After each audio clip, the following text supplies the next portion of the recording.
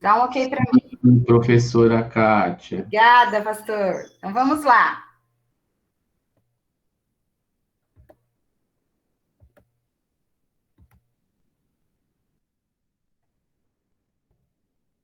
Só o negócio andar aqui. Ai, Jesus.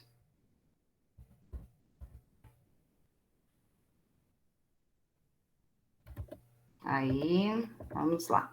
Então, Efésios 4, 17 a 32, nós vamos falar sobre a pureza da igreja, né? Algo tão, tão pertinente, tão importante para nós. Então, antes da gente começar, vamos ler lá Efésios 4, de 17 a 32. Queria que o irmão lesse para nós, por favor, pode ler todo o texto. Efésios 4, de 17 a 32. Rapidinho, por favor. Isto, portanto, digo e no Senhor testifico que não mais andeis como também andam os gentios, na vaidade dos seus próprios pensamentos, obscurecidos do entendimento, alheios à vida de Deus por causa da ignorância em que vivem, pela dureza do seu coração, os quais, tendo se tornados insensíveis, se entregaram à dissolução para, com avidez, cometerem toda sorte de impureza. Mas não foi assim que aprendestes a Cristo, se é que, de fato, o tendes ouvidos e nele foste instruídos, segundo é a verdade em Jesus. No sentido de que, quanto ao trato passado, vos despojeis do velho homem, que se corrompe segundo as concupiscências do engano, e vos renoveis do espírito do vosso entendimento, e vos revistais do novo homem, criado segundo Deus, em justiça e retidão, procedentes da verdade. Por isso, deixando a mentira, fale cada um a seu próximo, fale a verdade com o seu próximo, porque somos membros um dos outros. Irai-vos e não pequeis. Não se ponha o sol sobre a vossa ira, nem deis lugar ao diabo. Aquele que furtava, não furte mais.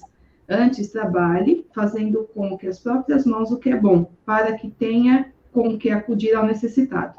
Não saia da vossa boca nenhuma palavra torpe, e sim unicamente a que for boa para edificação, conforme a necessidade, e assim transmita graça aos que ouvem. E não entristeçais o Espírito de Deus, no qual fostes selados para o dia da redenção. Longe de vós toda amargura, e cólera, e ira, e gritaria, e blasfêmia, e bem assim toda malícia. Antes, sede uns para com os outros benignos, compassivos, perdoando-se uns aos outros, como também Deus em Cristo vos perdoou. Amém. Glória a Deus. Obrigada, Rô. Então, aqui, Paulo começa a falar sobre a pureza da igreja.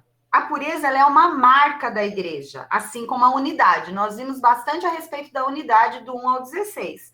E agora nós vamos falar da pureza. A Bíblia, meu irmão, ela foi escrita para ser obedecida. E esta é uma das razões pelas quais as expressões por essa razão e por isso se repetem tantas vezes nessa parte do capítulo 4. Toda hora Paulo fala por essa razão, por isso. Por quê? Paulo está dizendo que isso é o que Cristo fez por você. Então, ele sempre volta em tudo que Cristo fez por nós, né? Tudo que Deus fez por nós em Cristo Jesus, que nós vimos do capítulo 1 ao 3. Então, isso, a doutrina, ela não fica esquecida na prática. A prática agora é o principal, é o foco, mas a doutrina não fica esquecida. Uma coisa não anda sem a outra. E lembra que nós falamos na aula anterior, primeiro vem a graça, depois a obediência. Nós obedecemos porque o Senhor nos fez tudo o que fez, né? Ele nos habilitou, ele nos capacitou, ele nos fez nova criatura para então termos condições, recursos para obedecê-lo, não o contrário. Mas aí então ele fala, tudo isso foi escrito para ser obedecido, né? E aí ele fala assim, né?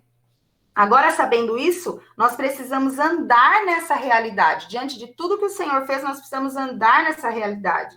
Nós não podemos ser somente ouvintes, né? Como diz lá em Tiago, no capítulo 1, 22. Precisamos ser praticantes. Nós fomos chamados em Cristo e isso nos impulsiona a andarmos em unidade, por termos sido trazidos, então, da morte para a vida. Isso nos impulsiona a andar em pureza, né? E aí nós vamos ver esse texto de 17 a 32 dividido em 3 partes. Então, a primeira, Paulo faz uma exortação, uma admoestação, né, do 17 a 19.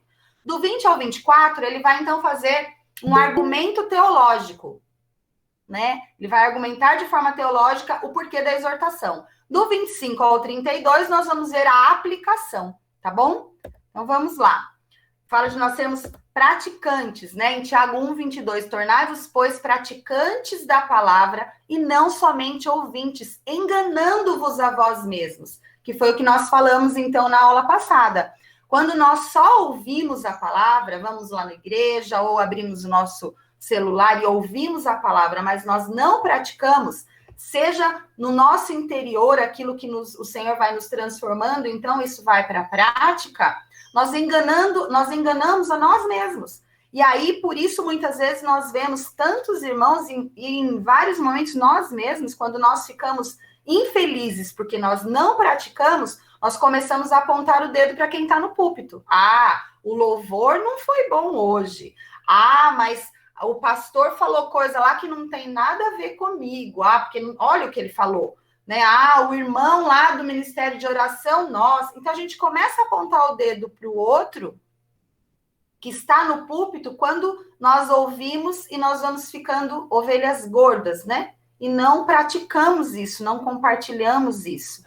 É tão importante a prática da palavra. Tudo que nós aprendemos, nós precisamos praticar, né? E aí, então, como nós fomos trazidos da morte para a vida, isso nos impulsiona a andar em novidade de vida. Veja que em todo tempo, meu irmão, há uma dependência no nosso coração quando nós nos lembramos de onde nós saímos e onde o Senhor nos colocou, né? Ele nos tirou do império das trevas e nos transportou para o reino do Filho do seu amor. Foi ele quem fez. Isso nos gera, então, uma dependência do Senhor em tudo que nós praticamos. E quando nós temos essa consciência diária, nós não vamos fazer as coisas na força do nosso braço e querendo o mérito disso, que é muito fácil disso acontecer, quando nós nos esquecemos do que o Senhor fez por nós e em nós.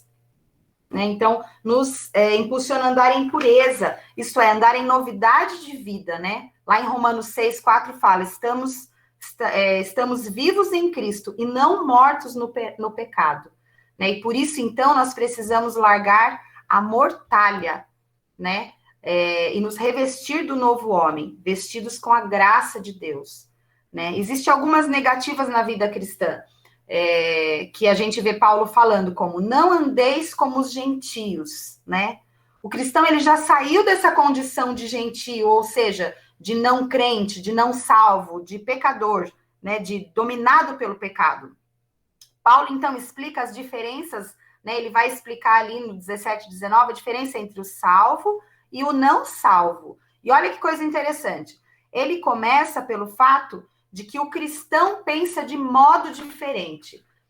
É muito interessante nesse momento aqui do capítulo 4, porque tudo diz respeito à mente, né? Tá falando de prática, mas tá falando de mente. Veja, isso, portanto, digo, e no Senhor testifico, que não mais andeis como gentios. Olha o que ele vai falar. Na vaidade dos seus próprios pensamentos. Então, tá falando de mente, na vaidade, né? Na futilidade do seu próprio pensamento, os valores, os objetivos, a interpretação de vida, né? Tudo está na nossa mente e o Senhor muda, né? Ele captura o nosso coração, né? Ele traz vida para o nosso espírito e começa a mudar a nossa mente. Nós pensamos diferente do não crente. Então, a mente do não crente, ela é fútil. Eu vou usar essa expressão não crente, não salvo, tá bom?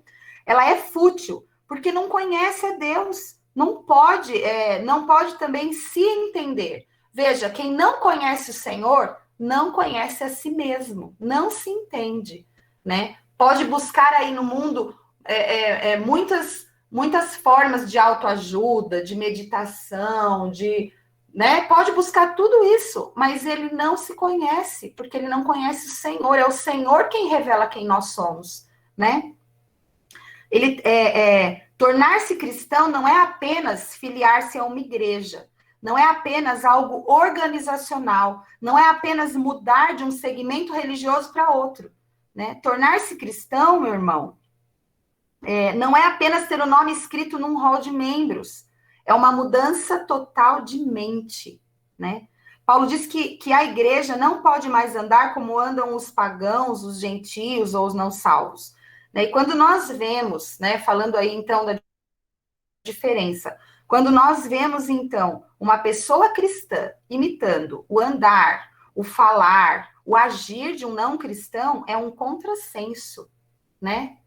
Porque é uma disparidade, né? E nós temos que tomar muito cuidado neste tempo que nós estamos vivendo, principalmente aí com os nossos filhos, né? Com a gente mesmo.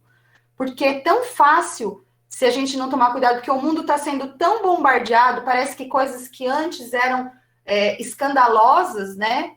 Uma forma de falar, uma forma de agir, uma forma de vestir, que antes havia um pudor, havia, né, um cuidado. Muitas coisas hoje estão se perdendo de uma forma muito rápida. Então, é algo que nós precisamos, de fato, cuidar, né? A mente do não salvo, ela é fútil, né? Então, a vaidade dos seus próprios pensamentos, essa vaidade é futilidade, né? E aí, ele continua, né? Vaidade aqui traz a ideia de soberba, né? Falando da vaidade do pensamento, de altivez, de não se curvar, né? A vaidade. Aí nós lembramos aí que qual a diferença do joio e do trigo? A diferença do joio e do trigo é exatamente essa. Eles são, quando você vê um campo de trigo, ela é muito parecida, o joio e o trigo se mistura. Mas quando vem o vento, quando vem a tempestade, o joio, ele permanece altivo, ele não se curva. E o trigo se dobra, né? Altivez de pensamento é a atitude de não se dobrar. Então, olha, não andem como os gentios, na vaidade dos seus próprios pensamentos. E aí ele continua, obscurecido no entendimento. Veja, tudo aqui ainda está no campo da mente. Vaidade dos seus próprios pensamentos, então futilidade, dureza, né, atitude de não se dobrar. Obscurecido no seu entendimento, né? É o diabo quem cega o entendimento. E aqui nós estamos falando das coisas de Deus. É muito importante isso. Por quê? Porque aquele que não é salvo, ele tem clareza, sim, de conhecimento cultural, né? De conhecimento de vida.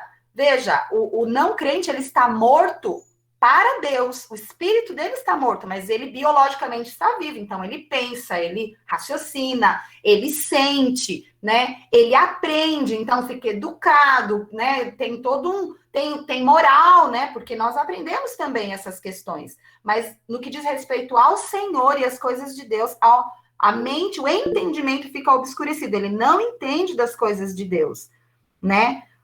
Hoje nós vivemos num mundo cheio de conhecimento teológico, né? Tecnológico, perdão, cheio de conhecimento tecnológico, mas sem sabedoria.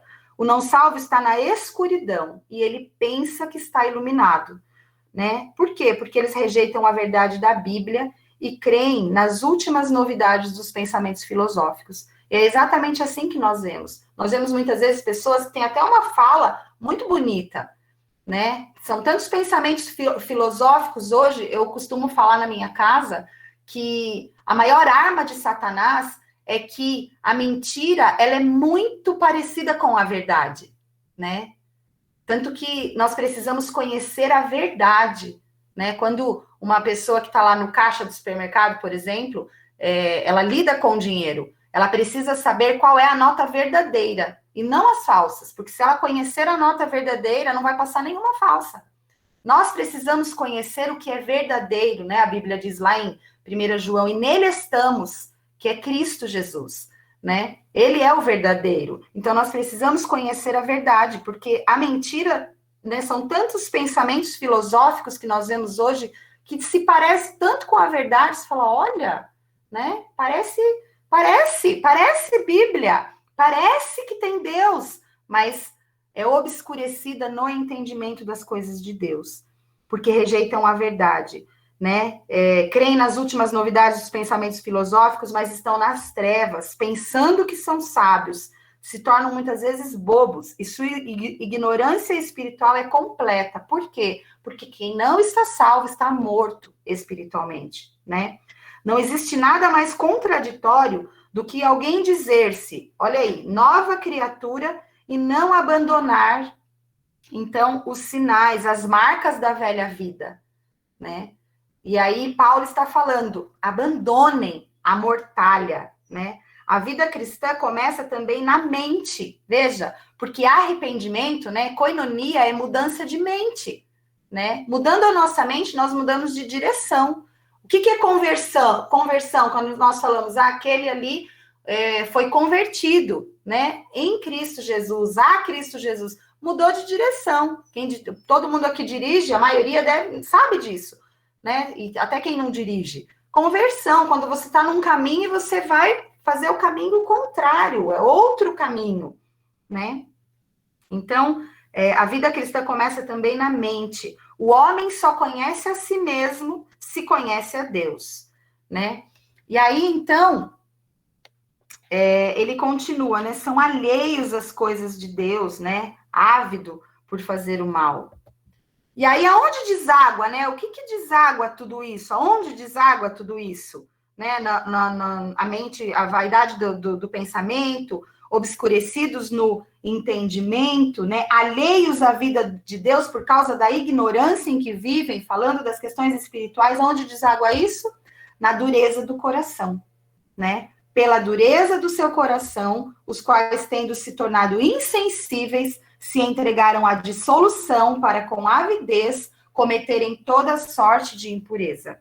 E aí a gente vê aqui, né? O que é dureza de coração? Por que as pessoas vivem assim com futilidade de pensamento, mente obscurecida e alheios à vida de Deus? A palavra dureza no grego, ela se refere a uma pedra mais dura que o mármore.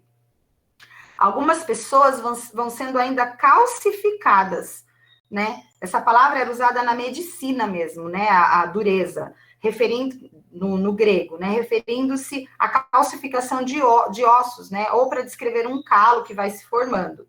O que Paulo está dizendo aqui é que a vida do homem não regenerado, ela vai se insensibilizando, se endurecendo, perdendo a capacidade de se sensibilizar em relação ao pecado.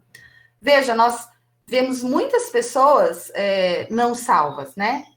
Mas existem graus de insensibilidade, de maldade, de dureza de coração, né? Por exemplo, nós vemos o caso do Hitler, né? Há uma maldade que vai se aumentando, né? Que vai se formando, como que se calcificando, se endurecendo, e cada vez mais há uma dureza no coração. É disso que Paulo está falando, né?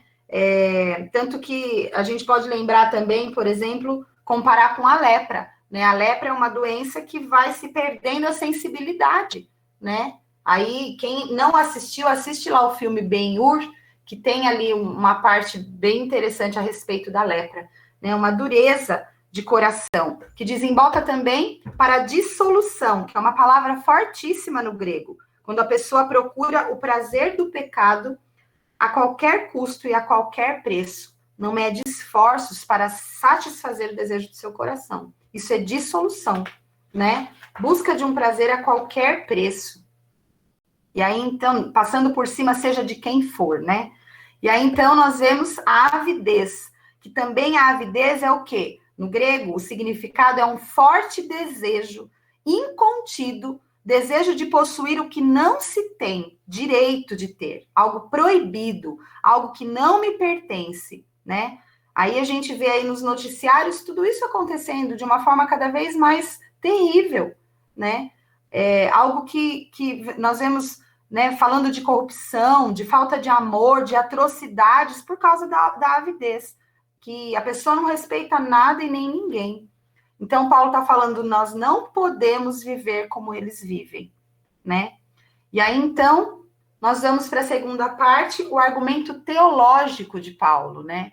John Stott, ele fala, né? Vida cristã é também pensar, porque o Senhor vai mudando o nosso pensamento, a nossa forma de pensar, né? E aí, no 20, ele vai falando, mas, né? É maravilhoso que o Senhor sempre tem um mas para nós, né? Mas não foi assim que aprendestes a Cristo, se é que de fato tendes ouvido, e nele fostes instruído, segundo é a verdade em Jesus, né? E veja, mas não foi assim que aprendestes a Cristo, se é que de fato tendes ouvido, e nele fostes instruídos segundo a verdade em Jesus. Aprendestes a Cristo.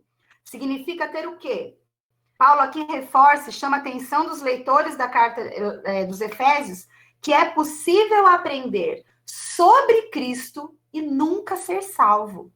É possível, sim, estar na igreja, aprender sobre Cristo, conhecer a Bíblia e não ser salvo.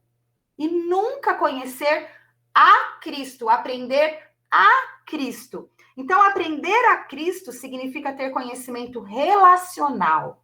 De novo aí, irmãos, relacionamento pessoal com Ele, conhecendo-o a cada dia mais, aprendê-lo, né? Aprender dele, aprender nele, aprendê-lo, né? Nós podemos aprender, por exemplo, lendo livros e ouvindo pregações sobre Charles Spurgeon, por exemplo. Mas, né, nós podemos aprender sobre Rui Barbosa, mas nós não podemos aprendê-los. Por quê? Porque eles já morreram, né? Não dá para aprender a eles, né? Mas nós podemos aprender a Jesus Cristo, porque ele está vivo, né? E através do seu Espírito Santo em nós, ele vive em nós, né? Aprender a Cristo. Ser cristão não é ter apenas informações na nossa cabeça. É aprender a Cristo. E Cristo, ele é a substância, né? Ele é o conteúdo da aprendizagem. Paulo aqui, ele fala de algo como que numa escola, de algo pedagógico, vamos dizer assim. Porque aí ele está falando do conteúdo, né? Cristo é a substância, Cristo é o conteúdo, né? Não fosse assim que aprendestes a Cristo, se é que de fato tendes ouvido. E aí, nesse momento, tendes ouvido, ele também é o mestre, ele é o professor, ele é quem ensina, ele é quem fala. Então, ele é o conteúdo da aprendizagem e ele é, então, o mestre da aprendizagem.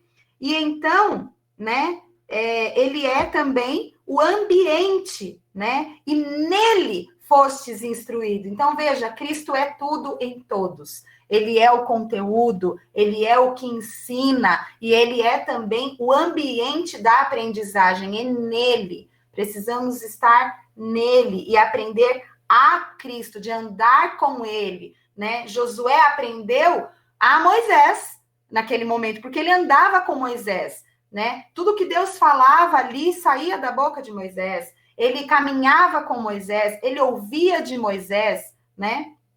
Mas ele não estava em Moisés, né? Mas ele estava colado ali com Moisés. Nós temos ainda o privilégio de estar em Cristo, que é algo que o Senhor abre a janela, né? Do reino espiritual e nos revela, e nos mostra. Paulo, então, aí nós vemos aqui, né? O que é aprender a Cristo, então? Né? O que é aprender a Cristo, então? Né? Paulo usa uma figura muito interessante, né? Como usar uma roupa suja, enlameada, do velho homem e jogá-la fora, e pegar uma roupa bonita, limpa, clara, alvejada no sangue do Cordeiro e vestir essa roupa. E eu lembrei aqui desse texto, né? Apocalipse 22, 14. Bem-aventurados aqueles que lavam as suas vestiduras no sangue do Cordeiro, para que lhes assista o direito à árvore da vida e entrem na cidade pelas portas, né? Quem já viu ou leu o livro, né, O Peregrino, você vai ver que ali tem várias pessoas tentando entrar, né, no reino de Deus por atalhos, mas só entra quem tinha lá o selo, né, o diploma, o certificado de que passou pela cruz e foi lavado no sangue. Quem não tinha aquilo ali selado, porque também tinha um selo, tinha uma marca de sangue naquele certificado, né? Não dava para forjar. Só entrava quem não viu o filme O Peregrino, veja, é muito bom. Só entrava ali pelas portas quem tinha, quem passou pela cruz, quem passou pelo sangue de Cristo, né? Então, bem-aventurados aqueles que lavam as suas vestiduras no sangue. Paulo está falando o quê? De trocar a veste, né? Né, que ele fala lá, no sentido de que, quanto ao trato passado, no 21, vos despojeis do velho homem, que se corrompe segundo as concupiscências do engano, e vos renoveis no espírito do vosso entendimento, e vos revistais do novo homem, criado segundo Deus, em justiça e retidão, procedentes da verdade. Né? Ser cristão significa uma mudança radical. Hoje em dia, nós temos resumido ser cristão com isso, eu creio que é muito importante nós termos no nosso coração, né? Hoje, nós muitas vezes resumimos o ser cristão como uma oração, um levantar de mão, uma afirmação verbal, né? E aí a gente fala, se tornou cristão, aquela pessoa já se tornou cristã. Mas o que faz uma pessoa cristã é se ela de fato, ela ser de fato uma nova criatura. Se verdadeiramente o estilo de vida passado foi abandonado e o novo estilo de vida completamente diferente foi adotado.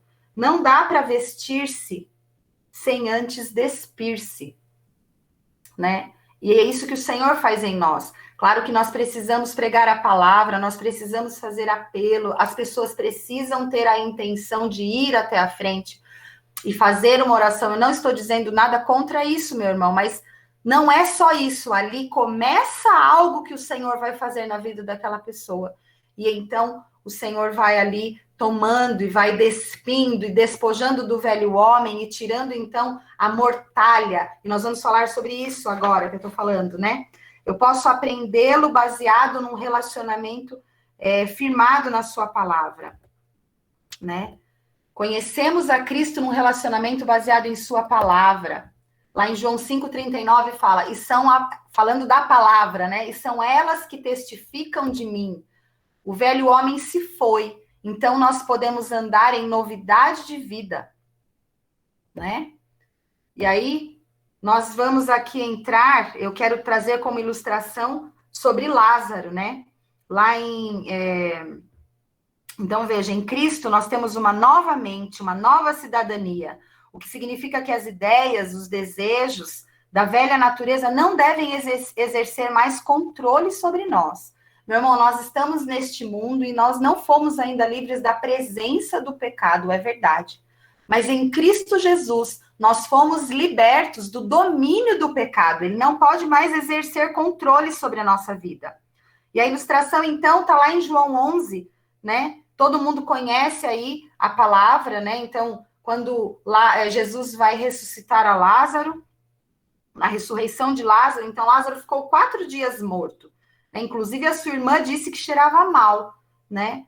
Ela era testemunha do estado avançado de decomposição daquele corpo, né? De putrefação daquele corpo, ó.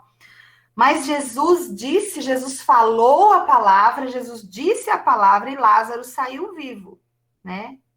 E aí, lá em João 5,25 fala, em verdade vos digo, quem ouve a minha palavra e crê naquele que me enviou tem a vida eterna e não entra em juízo, mas passou da morte para a vida.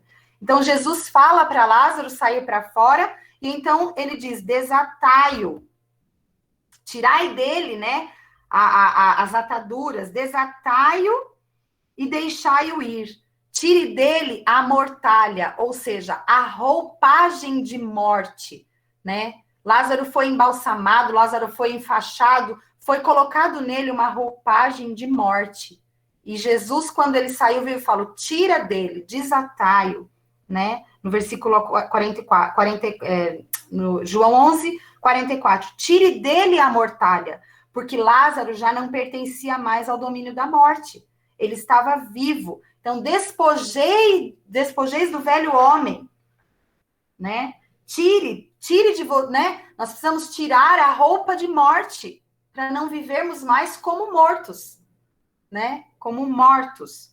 Nós não pertencemos mais à corrupção do pecado. Nós somos nova criação em Cristo. Então, é isso que Paulo está falando. Despojando-vos do velho homem, revistais do novo homem. Revistai-vos de Cristo. Revistai-vos da palavra de Deus.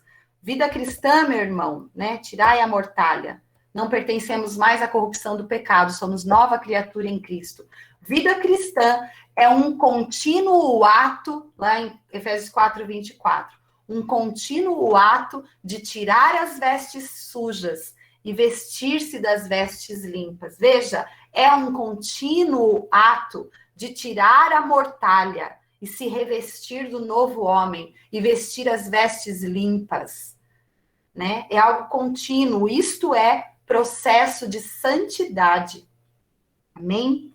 E aí, então, nós vamos para a aplicação do verso 25 a 32, né? E aí nós vemos aqui, quando ele começa a falar do verso 25 ao 32, ele fala: por isso, deixando a mentira, fale cada um a verdade com o seu próximo, porque somos membros uns dos outros. E aí a gente vê o quê? Que pecado tem nome, né? E ali ele começa a nomear 5 pecados importantes. E 5 pecados estes que estão nos nossos relacionamentos. 5 pecados que diz respeito ao relacionamento, né? Ele fala, 5 pecados são nomeados aqui, devemos deixá-los, e Paulo nos explica o porquê. Esses pecados que Paulo trata aqui têm a ver com relacionamentos. Vida cristã, meu irmão, tem muito ou tudo a ver com relacionamentos. Filho de Deus, que não consegue se relacionar com as pessoas, tem algo errado, né? E de todos os frutos da carne que nós vemos lá em Gálatas, a maioria deles tem a ver com relacionamentos. A incapacidade de nos relacionarmos são pecados gravíssimos, e nós precisamos nos atentar. E, meu irmão, quando eu falei lá na aula passada, até falei isso com o Valdir essa semana na célula, quando eu vim trazer a aula, né, do capítulo 1 ao 3, havia um temor no meu coração, porque eram coisas tão profundas, mas eram coisas que o Senhor fez, né? E agora, falando a partir do capítulo 4, há um temor ainda maior no meu coração. Por quê? Porque diz respeito ao que nós fazemos, né? É pela graça, é através do Espírito Santo, mas nós precisamos cumprir, nós precisamos obedecer, nós precisamos dar o passo disso, é tão importante.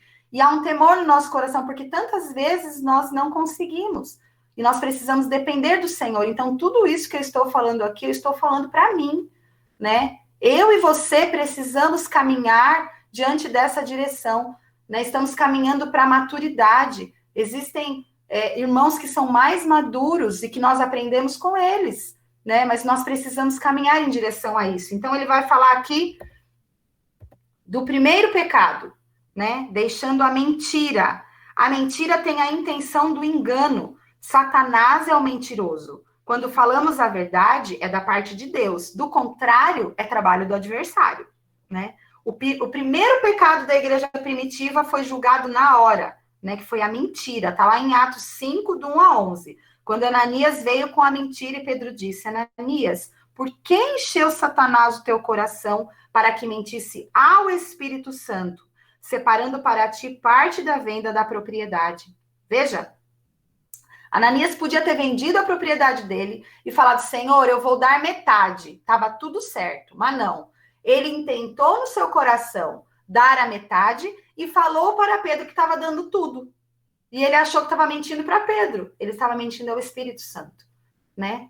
Então, ele fala aqui, deixando a mentira, né? Paulo fala do pecado e aí ele traz junto uma solução, né? Deixando a mentira, e aí ele vem, fale cada um a verdade ao seu próximo. Olha o relacionamento. Por que nós precisamos falar a verdade cada um ao seu próximo? Fale cada um a verdade ao seu próximo. E ele fala o porquê. Porque somos membros uns dos outros. Lembra que eu falei no início, lá em relação à célula? Tudo que nós fazemos de forma pessoal e individual, ela vai gerar uma aplicação, ela vai gerar fruto, uma implicação no coletivo. Nós somos membros uns dos outros, né? Não se constrói relacionamentos saudáveis sem confiança. Não há casamento sem confiança. A mentira, ela destrói a comunhão.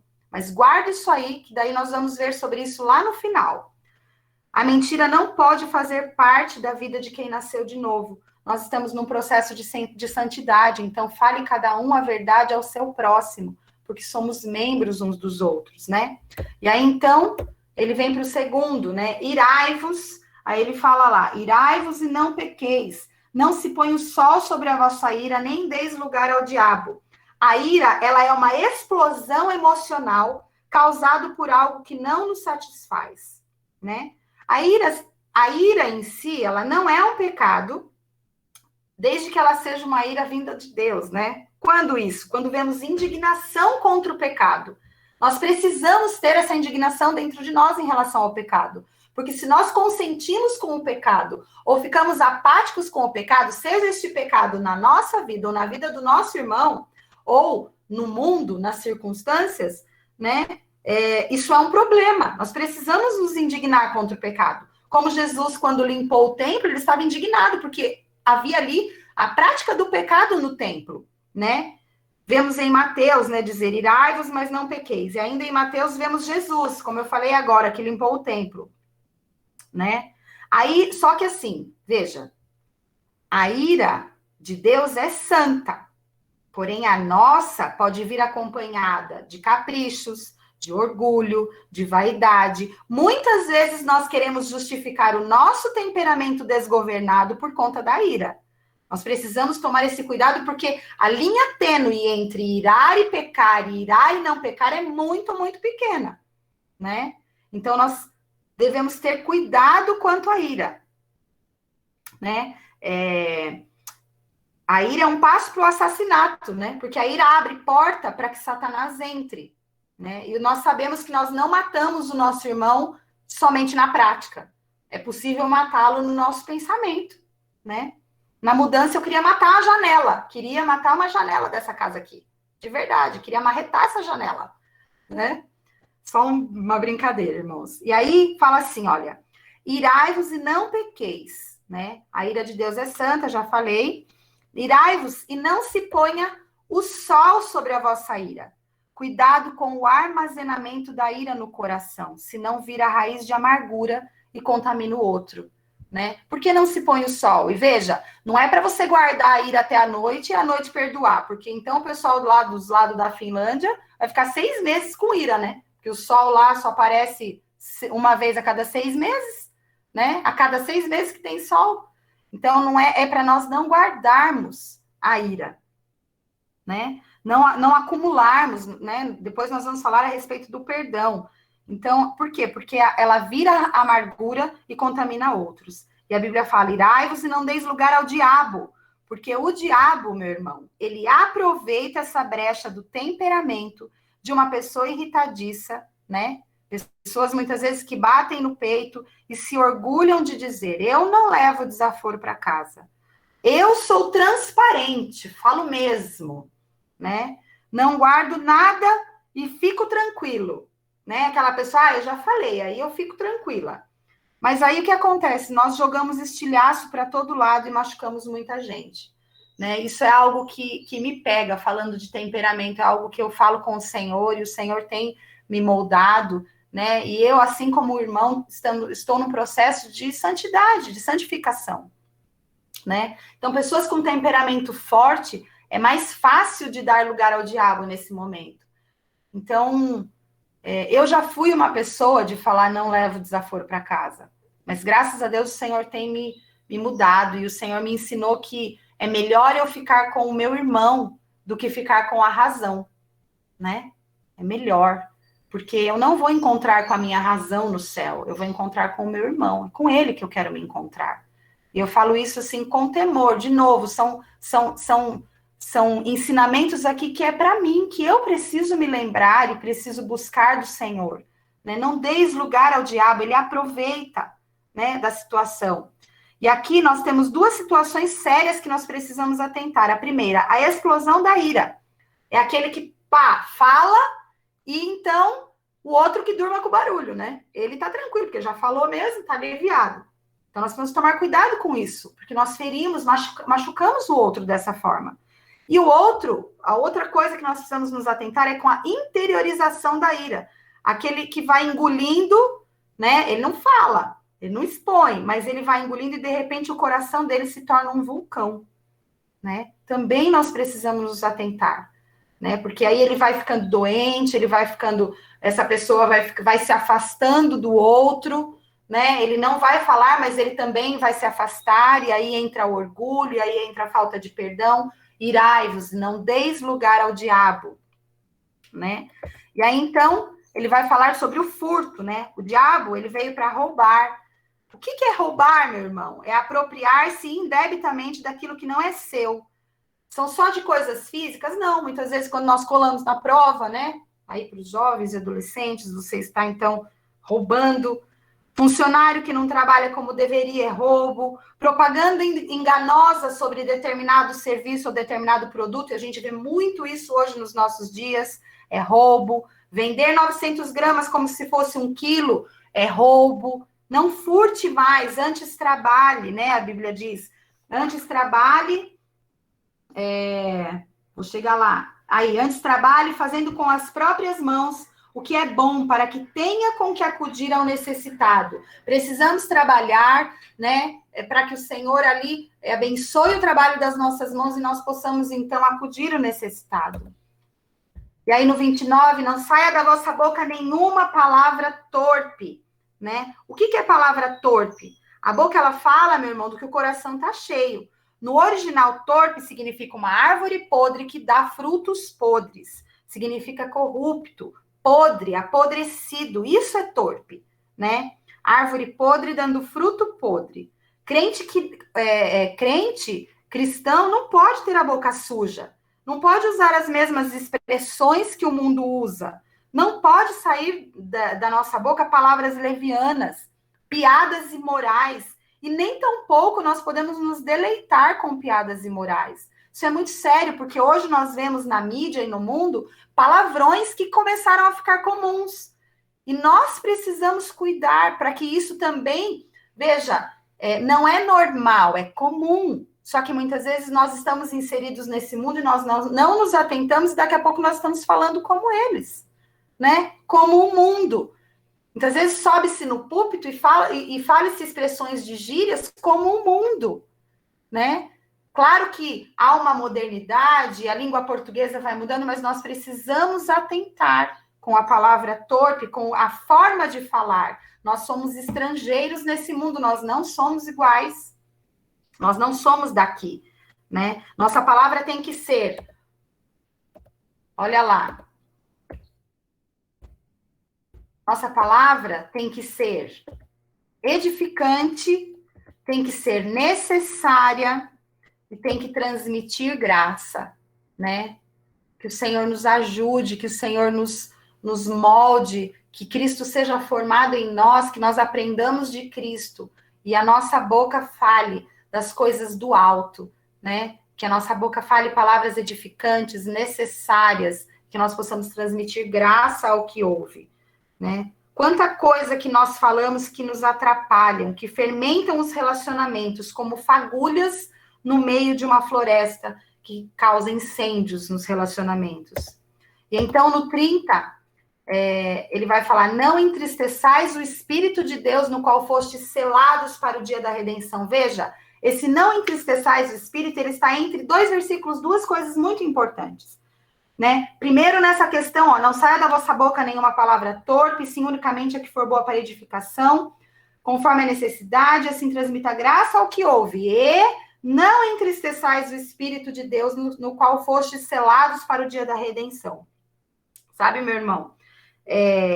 Nós entristecemos o Espírito Santo por causa da nossa boca, por causa daquilo que nós falamos, né? Porque aquilo que nós falamos é aquilo que está no nosso coração. Então, muitas vezes, o nosso coração está cheio dessas coisas imorais, levianas, que ferem o outro, né? E o Espírito Santo que habita em nós e que nos selou para o dia da redenção, ou seja, ele está conosco até o dia da redenção, até quando nós formos com o Pai, ele se entristece, né? Outra coisa que entristece o Espírito Santo e que tem a ver também com o que nós falamos então, a amargura, né? Entristecemos o espírito quando falamos palavras torpes, porque a boca fala do que está cheio o coração. E entristecemos também em relação à amargura. O que é a amargura? A amargura se refere à hostilidade que envenena o homem interior, por não se atentar ao perdão. Lembra? Se ira, guarda, e aí gera a amargura, vai nutrindo essa hostilidade que envenena, né? Por quê? Porque não se atentou ao perdão. No Salmo 133:1 fala: quão agradável é viverem unidos os irmãos, né? A amargura entristece o Espírito Santo. Nós sabemos, né? Nós que somos pais sabemos o quanto dói, enquanto pais, ver os nossos filhos brigando dentro de casa. Nosso pecado, né? Ele fere o Filho de Deus que morreu por nós. Né? Então, o Espírito Santo se entristece quando vê os irmãos hostilizados uns com os outros. Né? Nós somos filhos de Deus. E Paulo aponta o dedo aqui para a causa da amargura, porque a amargura é não exercer o perdão. Um coração que não perdoa é um campo de prazer do diabo. Ali ele se deleita, ali ele mata, pois matamos os outros nos nossos desejos e pensamentos, porque não liberamos perdão, né? E então ele vai falar sobre a cólera, né? Que é uma fúria apaixonada. Não podemos, né? Longe de vós toda amargura, toda cólera, ira, que é uma hostilidade constante, gritaria, quando se perde o controle emocional. Longe de vós a blasfêmia, que é falar mal do outro, especialmente pelas costas, difamando e destruindo a reputação das pessoas. Malícia, que é desejar no coração o mal, maquinar e tramar o mal. E aí, por fim, meu irmão, ele entra lá, né? Paulo diz: antes, sede uns para com os outros, benignos, né? Benigno é aquele que é meigo, que faz o bem, terno, doce. Senhor, como eu preciso ser benigna, Jesus. Meu marido falou que eu sou doce, mas tem uma raspinha de limão. Ai, Deus, se eu tirar essa raspinha de limão. Compassivo significa compaixão, né? Quer dizer padecer com. Quando o outro está sofrendo, você sofre com ele. Ainda que a pessoa nos machuque, a atitude é perdoar. De que maneira? E aí vem, né? Perdoando-vos uns aos outros, como também Deus em Cristo vos perdoou. Não é só perdoar. Perdoando-vos uns aos outros, como também Deus em Cristo vos perdoou. De que maneira perdoamos, né? É um perdão sem limite.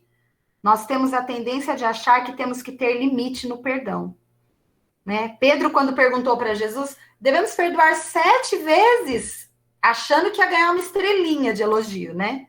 E aí Jesus falou 70 vezes 7. E não são só 490 vezes. São, então, muito mais, né? Quantas vezes devo perdoar? Jesus sobrepuja, ele acaba com o limite, né?